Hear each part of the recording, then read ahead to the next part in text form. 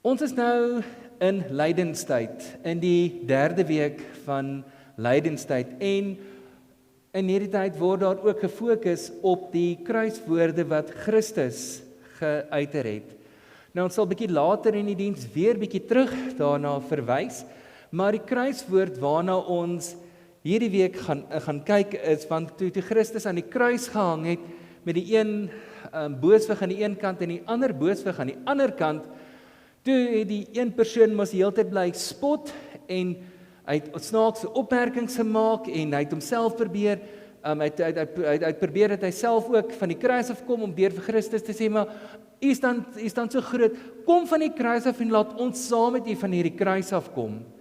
Waar die persoon aan die ander kant dan vir Christus sê, maar Here, dink net aan my wanneer u in die paradys is.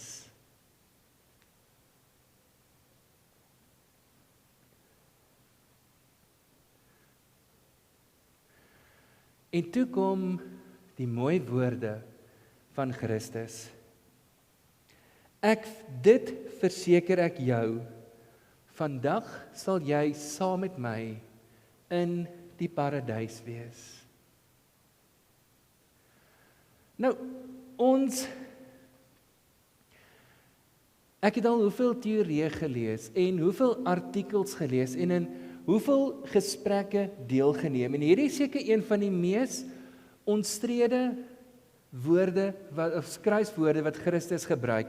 Want daar is hoeveel mense wat sê, ja, Christus het gesê, vandag gaan hy saam met hom in die paradys wees, en die ander kant sê weer, Christus het vandag vir hom gesê, jy gaan saam met my in die paradys wees. So wanneer gaan hierdie man dan saam met Christus in die paradys wees? Dieselfde dag of dan eers 'n volgende dag?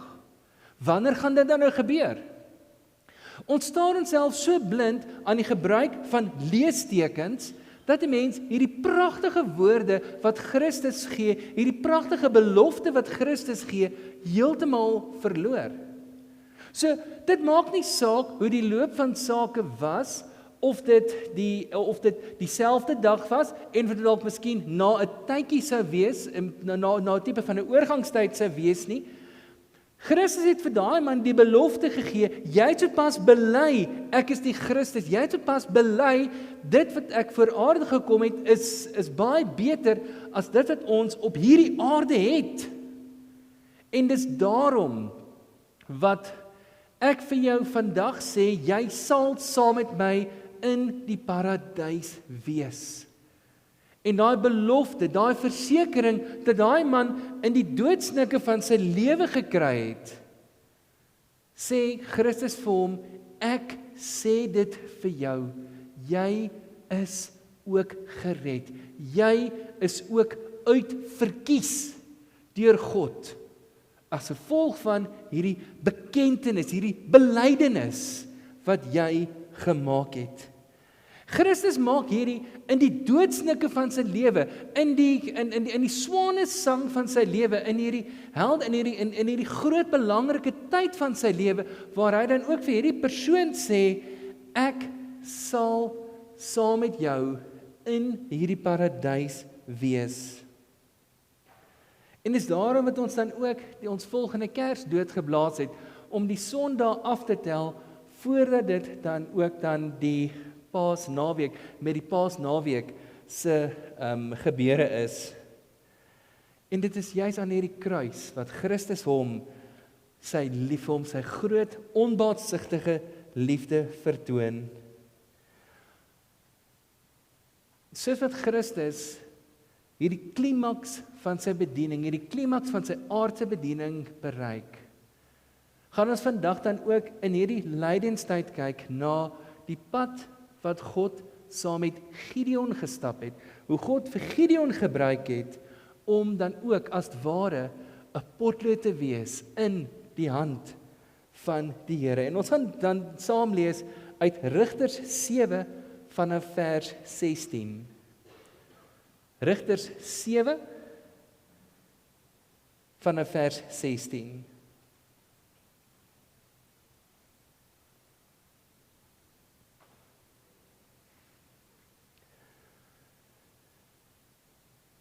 Gideon het die 300 man in 3 groepe verdeel en aan elkeen 'n ramshoring en 'n leë erdekruik met 'n fakkel daar binne gegee.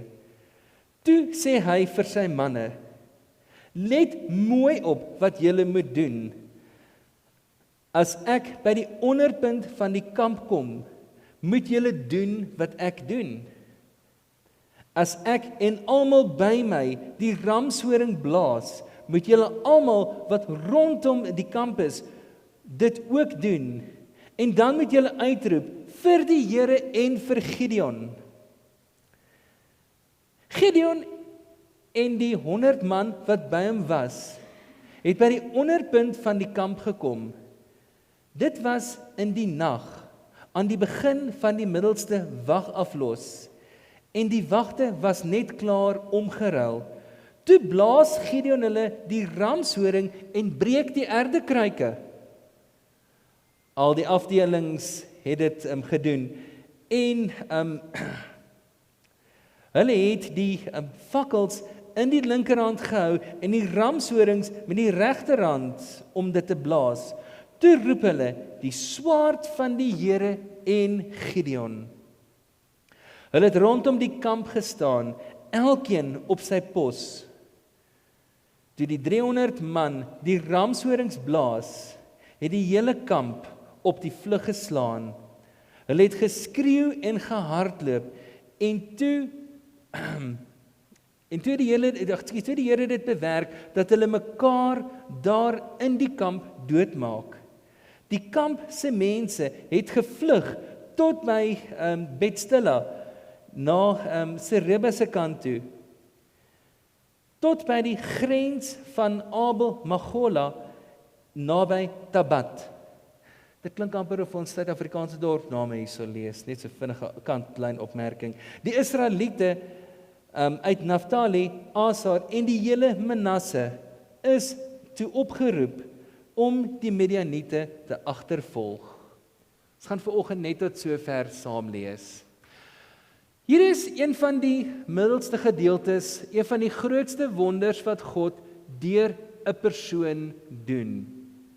Deur 'n klein handjie mense. Nou wanneer ons kyk na die boek Rigters, is daar 'n paar dinge wat opvallend is. Rigters is 'n boek wat eintlik half as 'n spulpunt kan dien, ja, een van die spulpunte kan dien waarop die Ou Testament gebou is en waarom Christus later aarde moes gekom het. Nou die van die wat nou bekend is nog met die ou staan horlosies of sogenaamde grandfather's clocks met die pendulum wat aan die onderkant swaai, sal dadelik hiermee kan identifiseer, want die boek Rigters gaan basies oor 'n pendulum wat swaai, wat die geloofslewe en verhouding tussen die volk Israel en God saamvat. Nou wanneer die pendulum aan die een kant kom, dan doen die volk wat verkeerd is in die oë van die Here, hulle dien afgode. So dit is hoe die boek Rigters begin. Die volk het gedoen wat verkeerd was in die oë van die Here en die Here het hulle gestraf.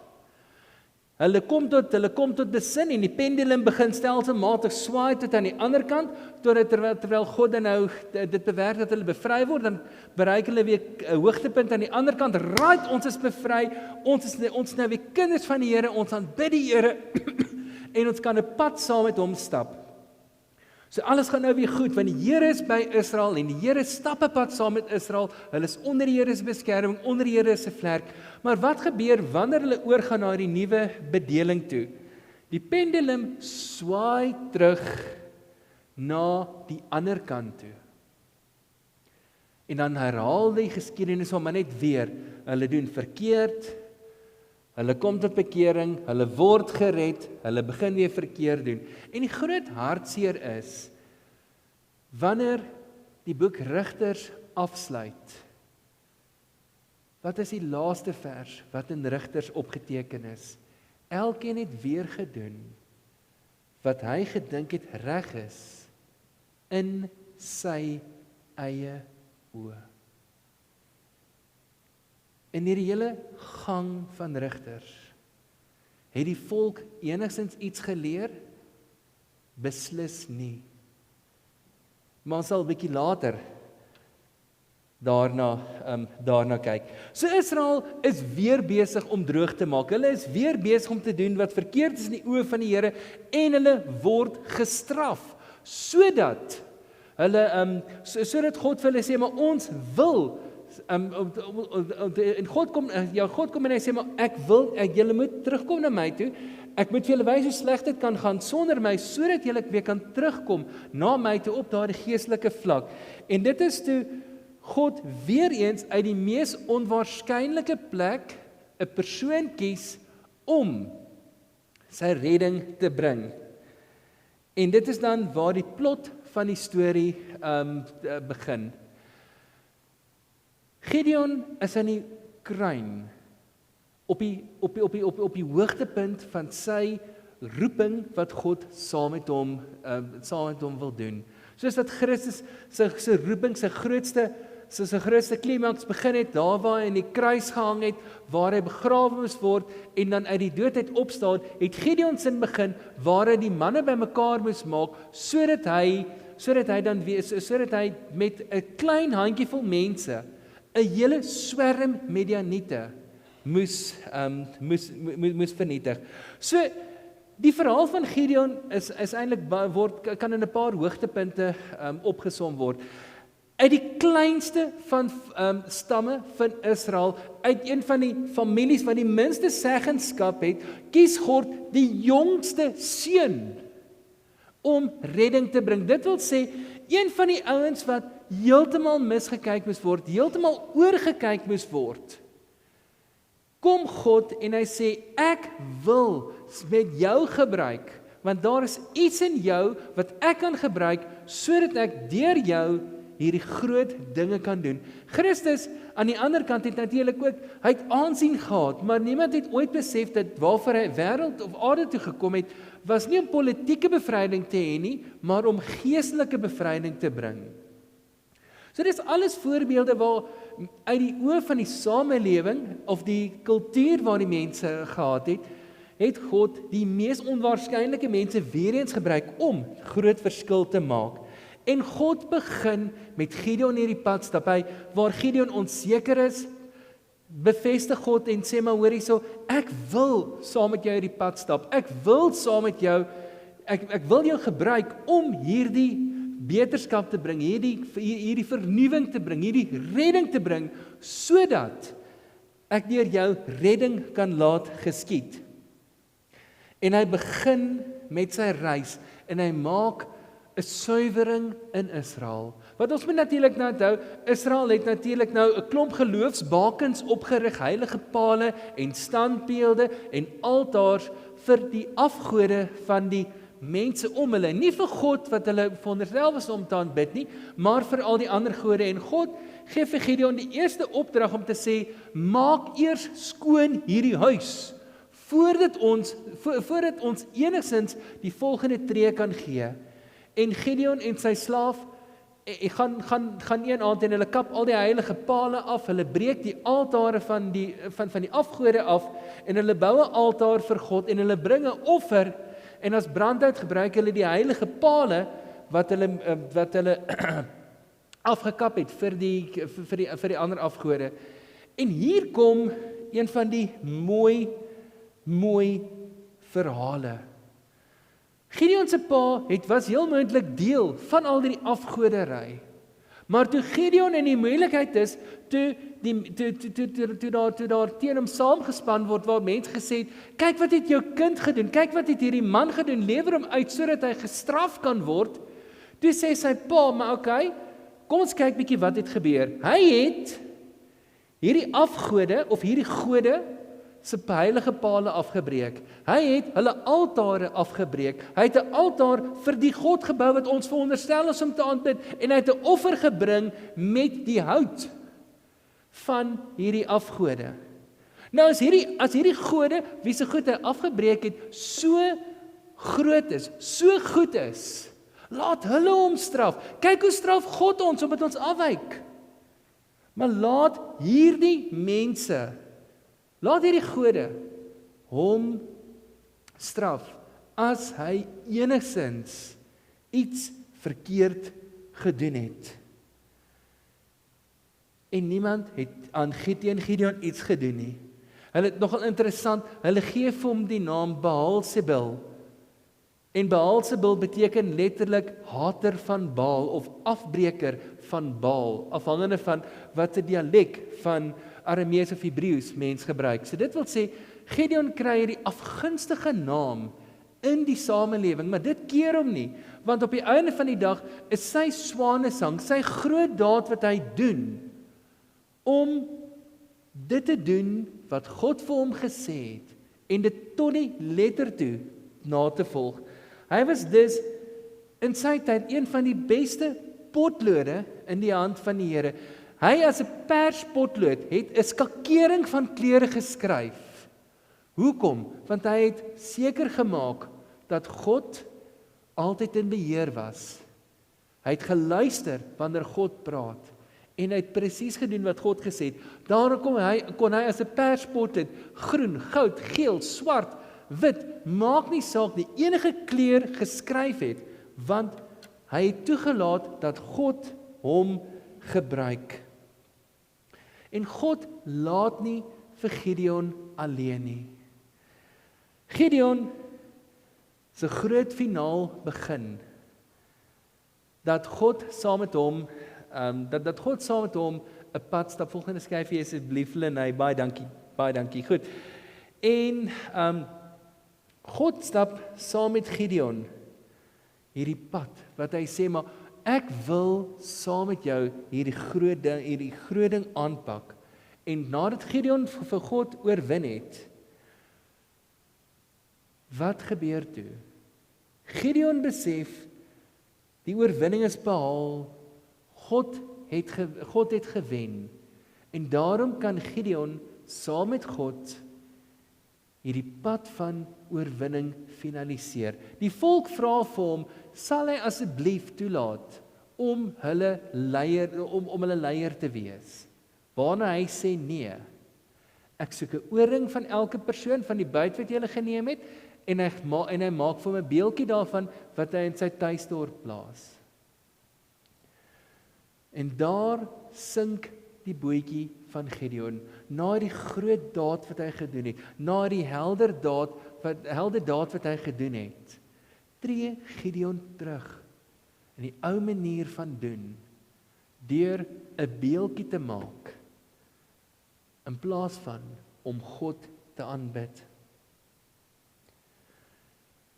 Wanneer 'n mens vir 'n groot operasie gaan, of wanneer 'n mens deur 'n mediese prosedure gaan, of sê maar klaar is met medikasie wat 'n mens gebruik, wil mens baie keer net dink, goed, alles gaan nou weer goed, ek kan weer teruggaan na my lewe soos ouds, en ek kan aangaan soos wat dit is. Maar as mens byvoorbeeld, sê maar nou, vir 'n tyd lank op medikasie was vir hoë bloeddruk, of sê maar vir wat mense het, cholesterol, of vir watter toestand ook al, mens kom van daardie medikasie af, is die hele idee dat mense lewenswyse tog aanpas, om nie dinge in te neem om bloeddruk op te jaag nie, of om die cholesterol op te jaag nie. Nou daar is verskeie faktore wat dit beïnvloed, en dit is presies wat Gideon ook dan hierso doen. Gideon gaan terug na die ou manier van dinge doen, hy en dan later sy gesin verval weer terug in hulle ou weë. Dit het so sleg gegaan met die nalatenskap, of met die nageslag van Gideon, dat een van sy jongste seuns die res van sy broers doodmaak, net sodat hy aansien kon kry, en jy kan dit later natuurlik ook in die Rigters verhaal lees, jy sê van Rigters 7, 8, 9, van 8 Rigters 9 af. Dit is bloeddorstige en genadeloose familiegeweld wat daar binne plaasvind. Hoekom? Want dit is weer eens iemand wat afgewyk het van God se belofte, God se hoop. Dis daarom wat nasorg so belangrik is om te doen. God reis saam met elkeen van ons. Hy gee vir ons 'n belofte. Hy gee vir ons drome. Hy gee vir ons hoop. En hy pak hierdie reis saam met ons aan. En hy's elke tree van hierdie reis saam met ons. En dit is dan wat ons net weer eens tot die besef kom, God wil van die begin af saam met ons daar wees, vandat hy ons uitkies en roep. Hy wil deel wees van die beplanning. Hy wil deel wees van die uitvoering, die uiteinde daarvan, en dan ook die nasorg, sodat mens nie weer terugval in die toestand waar 'n mens was voor hierdie daad gebeur het nie. God wil na elkeen toe van ons kom en sê, ek wil jou oproep om 'n bepaalde iets te doen. En iets uit my verlede uit, wat nou nog by my bly met die pad wat God saam met my gestap het. Nadat ek destyds by Gaanspan of Hartskroon gemeente afgelees weens finansiële redes, het ek en my vrou teruggetrek Pretoria toe, en ons het in 'n huis gebly wat my pa verhuur het, net om weer op ons voete te kom.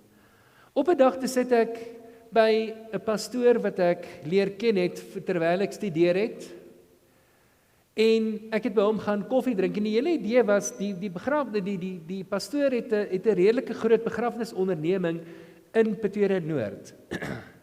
En ek wou eintlik gaan vra of ek nie kan uithelp met dienste daar, terwyl ek weer wag vir 'n beroep nie, want mens moet tog inkomste kry. Beroepe was skaars op daardie tyd.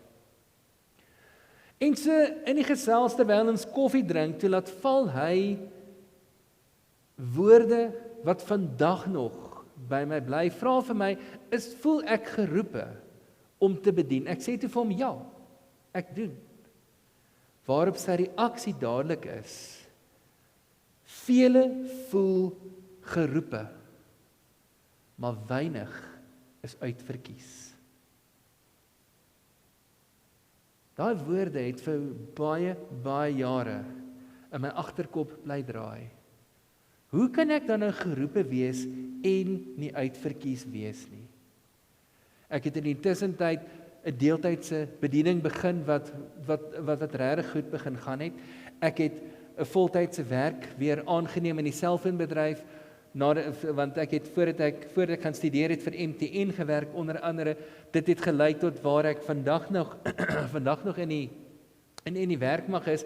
Maar in daai volgende 11 jaar, 12 jaar, wat die Here saam met my 'n pad begin stap het die Here vir my op telke male uitgewys. Soms subtiel en soms blaatant op die oog af in my gesig. Nommer 1, elkeen van ons is geroepe om te bedien, om op te tree en 'n potlood te wees in die hand van die Here. Maar ook belangrik, elkeen van ons is uitverkies. Nie noodwendig vir wat ons wil hê en ons wil doen nie, maar hoe die Here ons kan gebruik. Dit kan groot dade wees, selfs soos Christus wat aan 'n kruis hang, waar mens vir groot hoeveelhede mense 'n verskil maak in hulle lewens. Dit kan ook wees 'n weduwee wat vir Elia of Elisa, die profeet, kos gee en water gee vir 'n periode, dat die Here haar seën met haar kruik wat nie leeg word van olie, en haar houer wat nie leeg word van meel nie. Wanneer ons vir die Here sê, ons wil onsself uitleef as potlood in sy hand, dan sê ons vir die Here, Here, ons wil saam met U hierdie pad stap. Ons wil saam met U uitverkies wees. Ons wil U vertrou deur ons vas te hou. Ons wil saam met U die regte merk op die regte tyd maak, om die regte verskil te maak. En ja, ons moet partykeer gevorm word, ons moet baie keer skerp gemaak word, maar dit is belangrik om dit altyd te onthou. Ja, ons gaan foute maak, maar ons leer uit ons foute uit. Ons moet altyd beskerm wat binne in ons is. Op elke oppervlak waar die Here ons plaas, moet ons merk laat. En ons moet leer uit die foute wat die Here vir ons, wat ons maak. Want soos wat ek vir die kinders ook nou gesê het, ons kan hoe goed uitvee, maar daar sal altyd iets van ons potloodmerk agterbly op die oppervlak waar ons gewerk het. En daarom kan ons nie anders as om vir die Here te sê, ons is bereid om geroepe te wees, maar ook uitverkies te wees vir ons rol in die roeping wat die Here vir ons gee. Mag die res van lydenstyd, Pinkstertyd, elkeen van u herinner dat u ook geroepe is en uitverkies is om 'n potlood te wees in die hand van ons Heer. Kom ons sluit die oë. Here, baie dankie vir 'n voorreg om te kan aanbid. Wees asseblief ook so met ons in hierdie Paastyd, Heer, dat ons altyd sal onthou, ons is belangrik en ons is kosbaar in u hand. Help ons asseblief en lei ons asseblief om ook so die verskil te maak wat u vir elkeen van ons daar wil plaas. Amen.